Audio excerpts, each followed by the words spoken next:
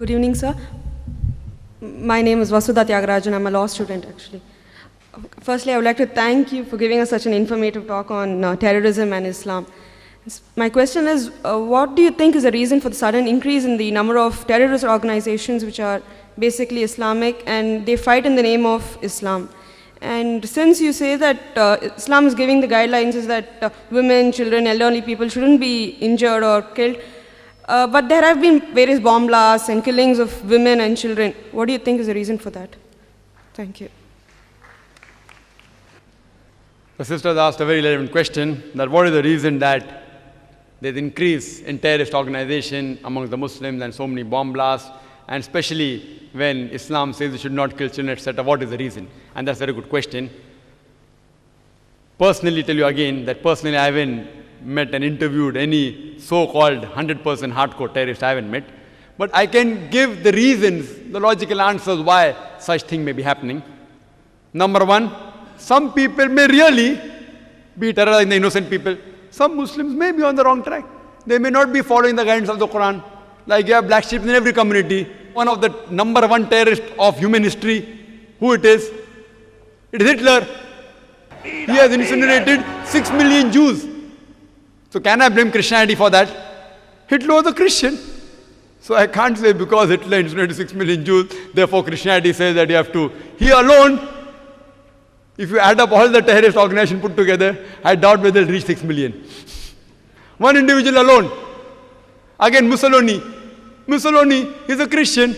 So just because Mussolini killed thousands of innocent people, that does not mean I can blame Christianity for that.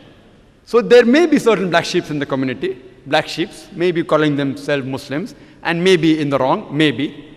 Point number two. It can be that there are people who are harassed. Like you asked me, that today there is no Indian fighting for the freedom of the country. Do you find any Indian fighting for the freedom of the country? No. But 100 years back, you had several. So if you ask me, Brother Zakir, why did 100 years back there were many Indians fighting for the freedom? Because the British government ruled India. That's the reason people are fighting for their freedom. Today the British government has gone back, so no one is fighting for the freedom.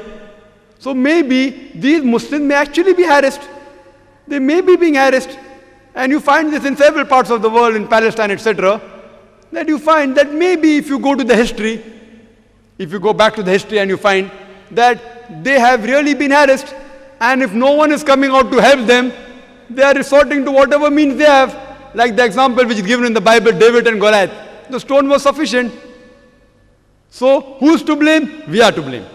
We are to blame that we aren't going to the root cause of the problem. If there's a terrorist organization, we have to go and really find out what is the reason that they have resorted to terrorism. The only way we can solve this problem. Just by killing them, these terrorists, it will not solve the problem. If you kill one, there will be 10 emerging. What we have to do, we have to go and find out what is the reason. Why are you resorting to this method? We have to go back to the root cause. It is like giving the example of Palestine. When Hitler incinerated 6 million Jews, the Jews were kicked out from Germany. And the Palestinians, they said, Ahlan wa sahlan, you are our cousins, come and join us. It is like I tell a stranger that if you have a problem, come and stay in my house. After a few years, he kicks me out of the house.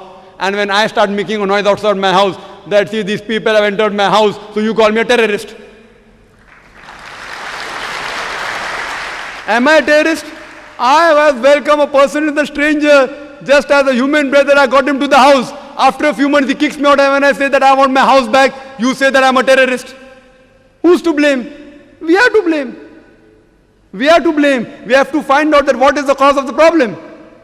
If we, who Almighty God has given us intelligence, has given even the power and to get together, if we get to the root cause, you will come to know that why should a person want to die?